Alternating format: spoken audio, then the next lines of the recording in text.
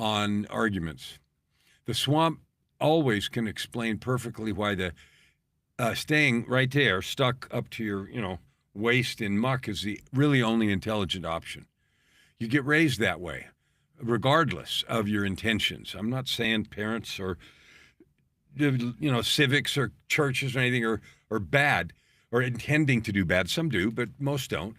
But between family, school, rules, fear, culture, disappointment, and the whole machinery of ordinary life, we teach ourselves to fit in, to wait, to comply, to protect ourselves, to lower our expectations. You're not bad because you learned the swamp. But eventually, we got to decide where we're staying. And even if the reasons are reasonable, the meadow is still calling. So I think about it this way. There's a swamp of learned helplessness, addiction to mediocrity, and victim mindset. And there's a marvelous mountain meadow of fierce life ownership, radical excellence, and a passion for service. And that's sustainable, beautiful stuff. So today, right now, to start with, I'm going to defend the swamp for a sec. And that might surprise you because I talk a ton, I just did, about getting out of the swamp of learned helplessness and addiction to mediocrity.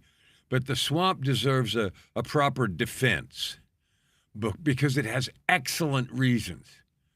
The swamp is not stupid.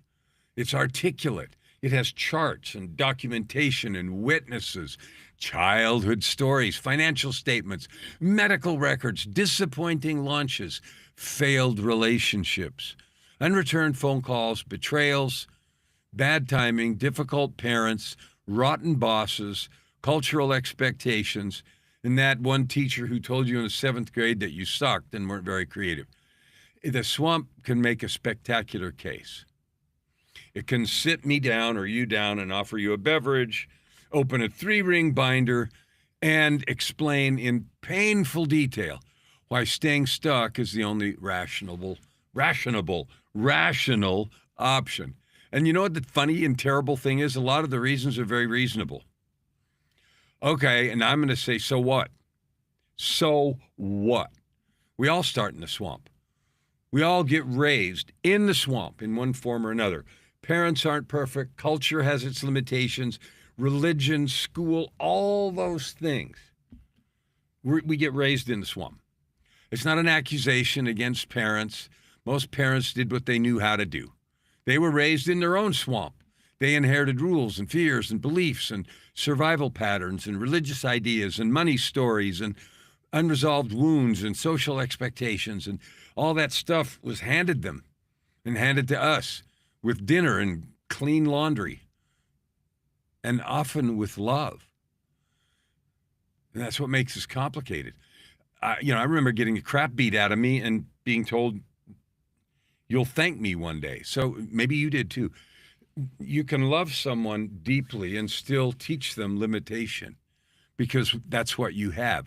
You can have the best intention and train a child to fear visibility, avoid risk, and distrust money. That happens all the time. To suppress emotion. How many of you learned that? Seek approval or call compliance goodness. And school helps. Sit down, shut up, stand up, ask permission. Follow the rubric. Don't make trouble. Color in the lines. The correct answer's in the back of the book, and somebody else already knows it. So the culture joins the committee. Be impressive, but not threatening. Be successful, but not too ambitious. Be authentic, but only in the way everybody else finds comfortable. Wow, follow your dream. But please make sure it has benefits and a pension. By adulthood, most of us are so thoroughly shaped, slopped in the swamp, we lose our perspective and we think the mud is natural skin tone. Now, the swamp is familiar. It's got one enormous advantage over the meadow. It's familiar. You know how to live there. You know which explanations work, which excuses get sympathy. You know how much effort's required to remain exactly where you are. You know the people, they know you, you have matching lawn chairs. The meadow is unfamiliar. The meadow asks you to choose. It asks you to become visible. It asks you to risk being wrong. It asks you to stop using the past as permanent exemption from your possible future. The swamp asks almost nothing of you. That's why people stay, not because they're stupid, not because they're bad, but not because they lack the same divinity that we have, but our nervous system often prefers the familiar misery to unfamiliar possibility. Familiar misery has predictable furniture. All right? So let's start with the three names: learned helplessness, addiction to mediocrity, and victim mindset. Learned helplessness is, in fact, learned. Learned helplessness is just what it says, learned.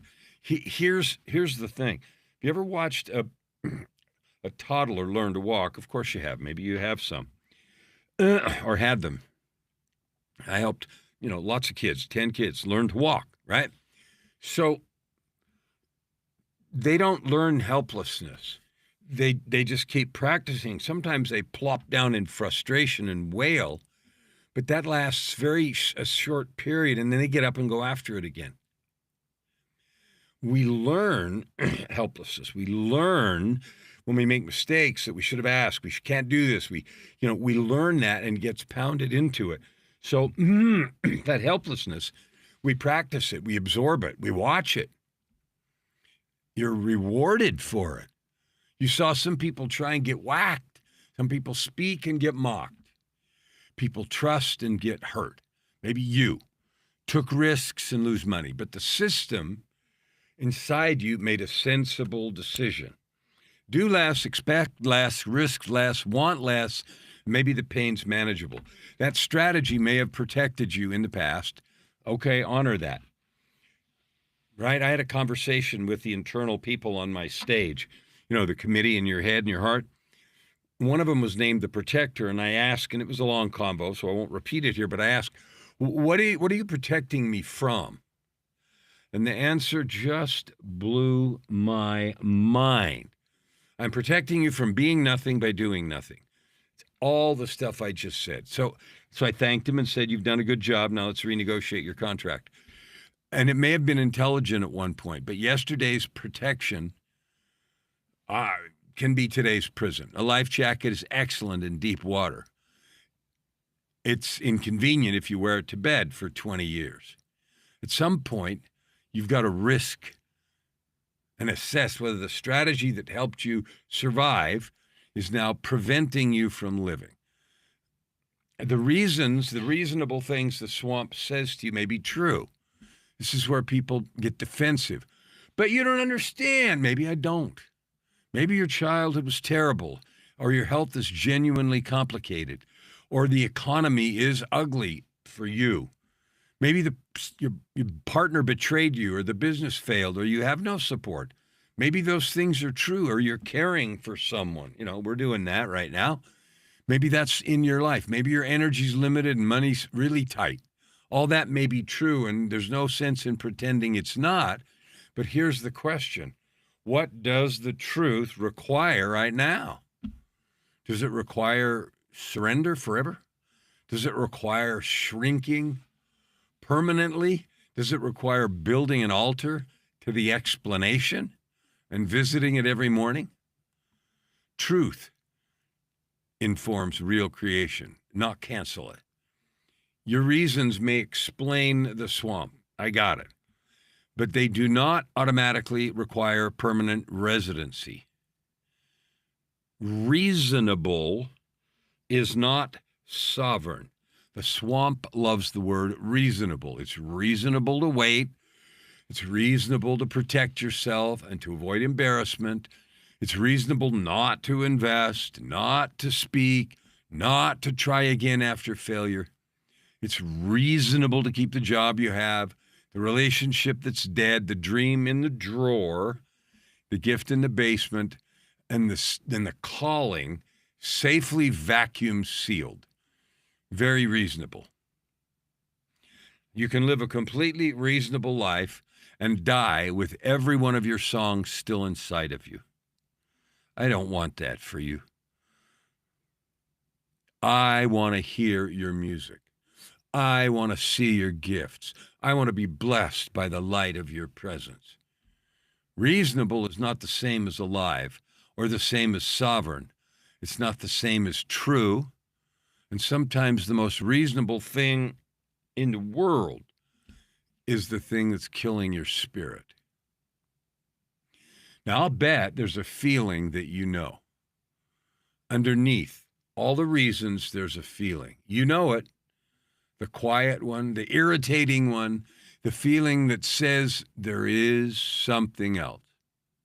It usually doesn't shout. Sometimes it whispers while you're washing the dishes, or maybe it shows up in some music, or it appears when you see somebody else doing the thing you secretly know belongs to you. Sometimes it shows up as envy, which is not always noble, but it can be useful information. Why does that bother me so much? Perhaps because they are standing somewhere you have refused to walk. There's something else. There is something else. There is another way to live, another relationship to yourself. There is. There's another level of truth. There's another level of courage and creation and ownership and excellence and service and joy. And here's the fun thing. You know that in your heart. Maybe you've buried it under some responsibility or fatigue or cynicism or a sophisticated explanation why now is not the time, but you still know. Now, I talked in the beginning about the swamp and the meadow, learned helplessness, addiction to mediocrity, victim mindset, and the marvelous meadow of fierce life, ownership, radical excellence, and a passion for service. And here's the thing. The meadow doesn't argue with the swamp. The meadow doesn't engage. That's important, right? It doesn't say your reasons are fake or insult your wounds. It doesn't mock the strategy that kept you alive. It simply calls. And it says, when you are ready, there is more. More ownership, more possibility, more breadth, more truth, more certainty, more work. Now, I'm not going to pretend the meadow comes with room service. The climb to the marvelous mountain meadow is real. Mud on your boots, blood on your knees, confusion, setbacks, and mornings where you wonder why you ever left the familiar chair beside the swamp. But there is air up there, and it's available to you. There's visibility, there's strength. There's the person you became when you stop asking the swamp for permission to leave. Now, here's a truth that I want you to take home with you. You're allowed to stay in the meadow. Sometimes we visit it and think we belong somewhere else. You're allowed to stay, and I mean that. You are sovereign. You can stay in the swamp as long as you want. You can explain it, decorate it, build a dock, and start a podcast about it. You can develop a certification in advanced mud management. Nobody's going to drag you out because nobody's coming. God does not appear particularly interested in forced liberation. Invitation, yes. Compulsion, no. So you can stay. But please stop pretending you have no choice. This is where I get a little confrontational. You may not like the available choices. They may be hard, expensive, inconvenient, slow, or frightening. But I do not like my choices is not the same as I have no choice. The first sentence is powerful. The second already abandons it. Enough already. At some point, there's a sacred moment when your own love and compassion for yourself says enough. Not you're terrible or you should be ashamed or your wounds don't matter. None of that. Just enough already. How many more years do you want to spend proving that the reasons for staying in the swamp are valid? They are valid. Congratulations. Now what? How long do you want to win the argument for why your life can't change? Suppose everybody agrees. Suppose a panel of judges reviews all the evidence and announces, yes, this person has excellent reasons for staying stuck. Okay, do you then feel free? Did the book get written? Did the body heal? Did the apology happen? Did the business get built? Does the music get made? Does the relationship change? Does your calling enter the world? No, you won the case and kept the cage. Fierce life ownership is the exit. It is not denying the swamp. It is just choosing the exit. It says, this is where I was raised and what I believed and what I've been doing. This is what I learned. This is what happened. That's fine. This is what I practiced a long time. It's what I inherited. And now I choose. That is fierce. Doesn't have to be dramatic or angry or blaming. Just clean, direct, powerful. Ownership is the moment you stop asking whether the past was fair and start asking, what does the future require? Maybe you need help. I did. Get help. You may need healing. Fine, go get the healing. Maybe you need education. Find it and learn. You may need money. Build. All those things are available, but we have to go get them. Maybe you need rest, so rest. Maybe you need to crawl before you walk. Crawl, but move in the direction of the meadow. The next step, your next step, does not need anyone's permission. You probably can't leave the entire swamp today. That's another excuse the swamp offers. Well, I can't change everything today. No, of course you can't. Correct. Thank you, Captain Obvious. No one asked you to change everything. Just one step, one truth, one explanation ends.